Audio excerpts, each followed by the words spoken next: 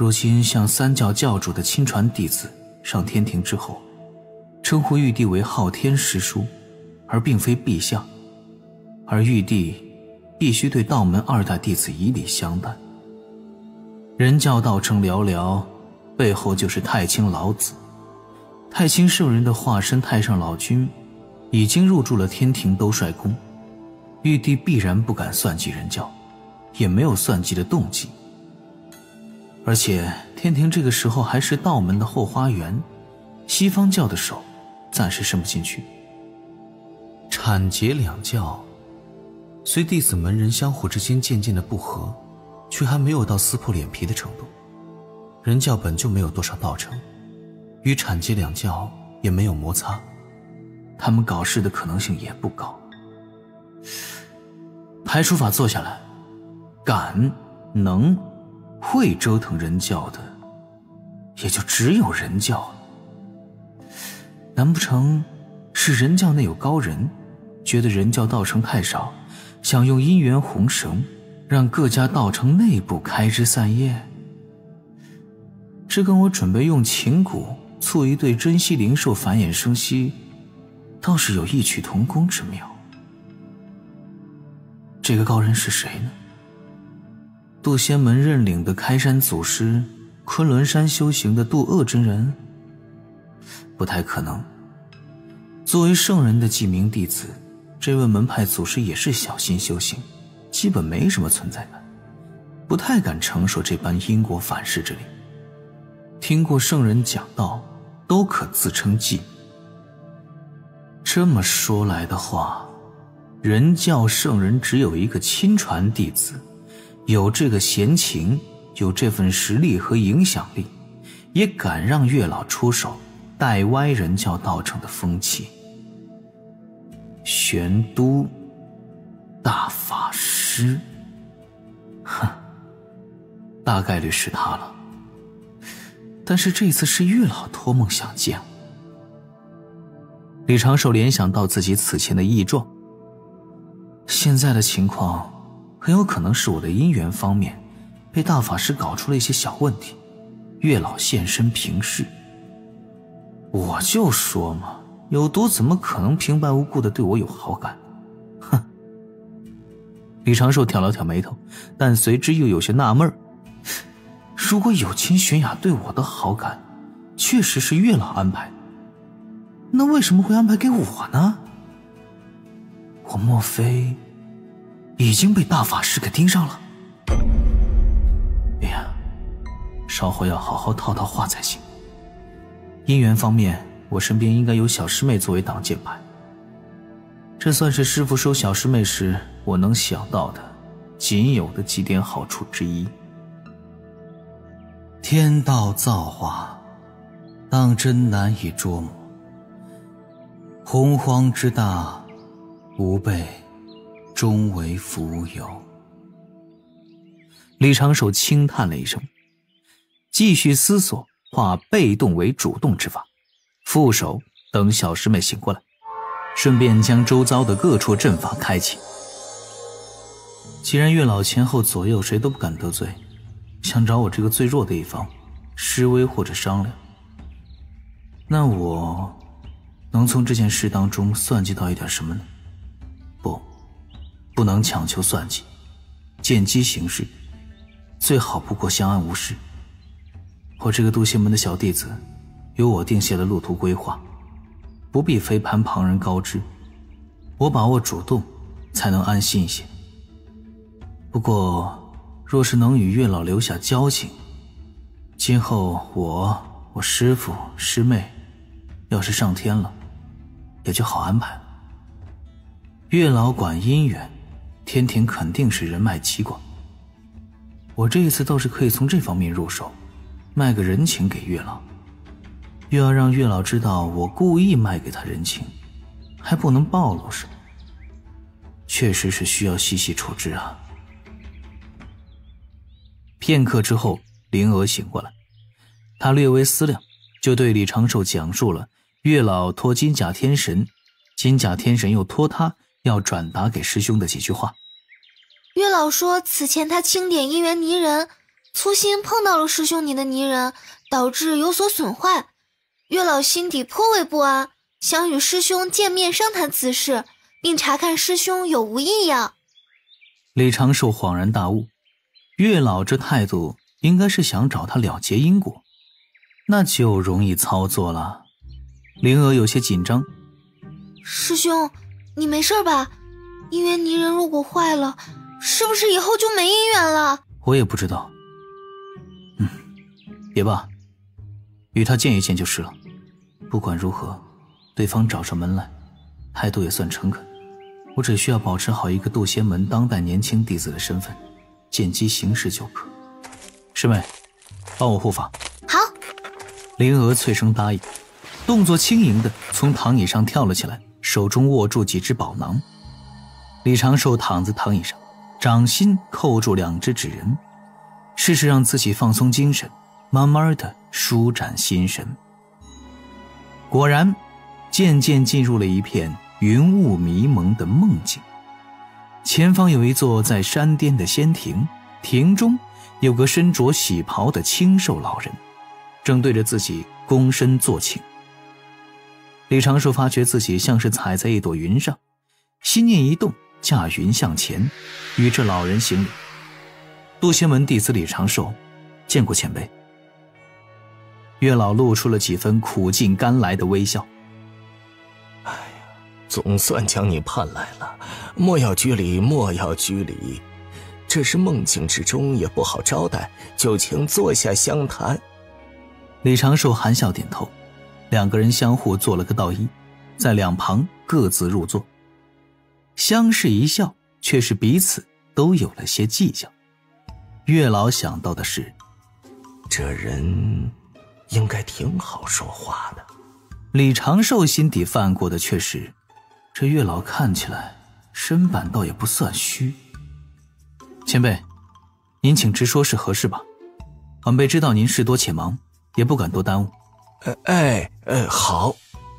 月老斟酌了一下语言，这最近这1、2年，你身体没什么问题吧？啊，就是有些发痒，倒不是什么大碍。月老顿时皱眉，那个可还有阳气汇聚，心潮澎湃，蠢蠢欲动之感？这个晚辈倒是不知。你且稍等。月老随手一招，盆栽相思树出现在手中。这是灵宝相思树，我用树枝扎你一下，看有没有感觉。李长寿很配合地点点头，心底却是在思量，这梦境果然非同小可。仔细想想，似乎也有一些书籍记载托梦传物之事。相思树的一根枝丫探向李长寿，李长寿任由他扎了一下，心底顿时泛起了层层依念，呼吸稍有些急促。月老关切地问，有感觉吗？有是有。李长寿心底一笑，感受到自己体内那团先天阳气在波涛汹涌，却故作皱眉状，但是不多。这月老眉头一皱，顿时露出几分苦笑。咱们多扎几次试试。无妨，前辈，我回去调理调理就是了。我师妹还在身侧，不太方便，再被扎一下，说不定真要出事。月老顿时愁眉苦脸，李长寿斟酌了几句言语，就含笑继续开口。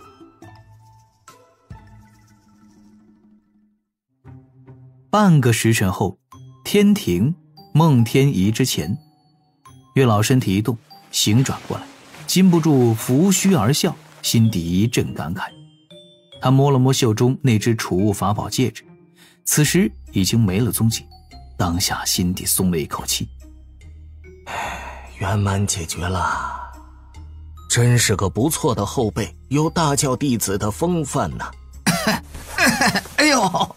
旁边的金甲神将脚下一滑，连忙稳住身形，面带微笑地看着月老。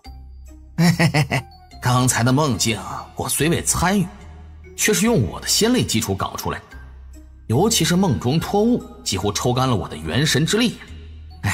尤其是此前还连续托梦几次。月老，无事了。哦，有劳道友，有劳道友了。月老在怀中拿出了一只锦盒。小小谢礼，不成敬意。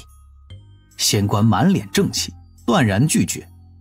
哎，咱不是那种神仙。哎呀，总不能让您白白帮助。哎，小老儿心底当真过意不去呀。月老却是熟络地说着客套话，一个半推半就，一个向前推送，这锦盒很快就进入了仙官的袖中。月老深深地做了个道揖，告辞离开了神威殿。那仙官送走月老，一屁股坐在殿门前，长长的松了口气。这仙官整个人现在啊，比半年前那得消瘦好几分呐。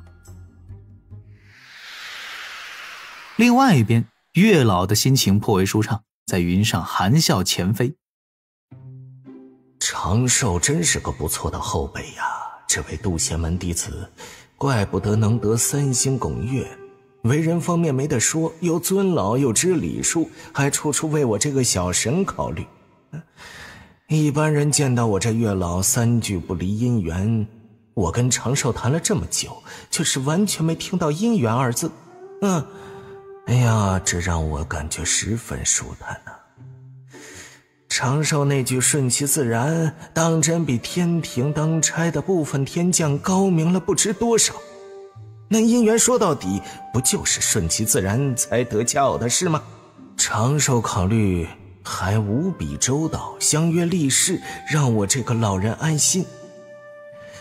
就是后面2人一起立誓的时候，这晚辈搞的誓言内容有些啰嗦呀，但仔细斟酌却是十分完善，把所有条件和情况基本都考虑到了。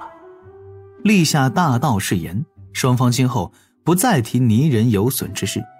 月老不干涉李长寿的姻缘，李长寿也不对旁人言说这次托梦。其实月老来时细细的查看了，那泥人被天道之力包裹，已经没有什么损伤，能生成生长红线，功能齐全。本来月老也只是担心罢了，只是没想到对方会担心他月老的立场，尤其是那句话直戳了他月老的心窝子。我容易吗？我本来就没什么背景，修为也不算高，我被玉帝陛下放到这个位置上，又要向外应付，又要给天庭天道当差。天庭官职比我大的我不敢惹，官职比我小修为比我高的我也不敢惹，有背景的我月老更不敢惹。偏偏还是姻缘殿这种敏感之地，若起私心，还容易被紫霄神雷直接挥挥哟。前辈，你也是太难了。月老仰头望天，背着双手，老眼之中满是感慨。万年月老艰辛自知，而今知我者多以长寿矣。这个渡仙门的弟子若是可以，当真是要引为知己。是了，他提过他师父的故事，纪元道友历经诸多难事，依然不顾周遭非议的眼光，以大毅力冰解化为浊仙。长寿是用这个故事在鼓励我这个艰难的月老啊。今后纪元道友若是想来天庭混个闲职，我怎么也要出力帮上一把，给长寿小友的那些赔礼绳们礼品啊，当真算不得什么，只恨我准备的少了呀。渡仙门小琼峰丹房处，李长寿自梦中醒过来，飞速查看着各处，瞬间就发现了小师妹在3丈外背对着自己，脸蛋红红的。李长寿第一眼看脸自己长袍，哎呀，一言难尽啊。梦里面被相思树扎了一下，这个没办法，我毕竟也是一个正常的男仙，并未斩断自身情念。缓缓起身，李长寿不着痕迹地整理了一下衣衫，将手中那枚不知何时出现的戒指收了起来。我醒了。师兄。小灵娥肩膀轻颤了一下，头也不敢回，颤声道：我先回去了，等会儿我再过来。言罢驾云而逃，却是头都不回，头顶都冒起了一缕缕白烟。李长寿顿时一笑，为他关闭周遭阵法，心底却是禁不住吐槽了句：真是叶公好龙啊。现如今的天庭已经这么富裕了吗？小琼峰山体内的密室中，李长寿面露穷色，看着月老给的赔礼戒指中那一堆散发着氤氲灵光的上等灵石。哇，不一样，我们不一样。李长寿摇摇头，在那儿感慨不断。这一堆灵石可以直接去县门外的防阵中买来大批的宝材，凝练更强的阵技，加固强化小琼峰大阵。李长寿此前所做的阵法更新计划能够直接完成1/3，但是这样的直接花费其实并不合理。我完全可以把这一堆上等灵石作为第一笔启动资金，在防阵买药草，将药草拿回来制成丹药，再将丹药拿去交换宝材，卖成灵石，如此可以源源不断地产生利润，还没有中间商赚差价。哎呀，本体出去这样搞太危险了，为了一点点灵石宝材赔上性命者多不胜数，个中轻重必须要分清楚。可是如果纸人可以完成这些危险的事项，那就不一样了。4舍5入，不就相当于零风险赚财吗？如果真能如此，我完全可以双管齐下呀，让师傅从百凡殿中领取仙丹的单子，积累药草，我利用纸人通过门外的防阵收集药草，售卖丹药，50年内赚他一个小意思，攒上10几件仙宝应该不是什么难题啊。只需要70、80年，我规划的小琼峰复合防御体系也能够填上大半的宝材缺口。这样不仅我能够解决法财履地中最缺的财，还能滋润师傅和师妹。问题就在于怎么让纸人去防阵呢？年轻弟子外出其实是一件挺麻烦的事，但我师傅却不在门规的限制范围，已经成为仙人的师傅，找个理由就可以外出了。着仙也是仙嘛，让师傅带着我的纸人分身走出护山大阵，纸人就可以远远离开，赶去防阵买卖交易，这就完成了第一步。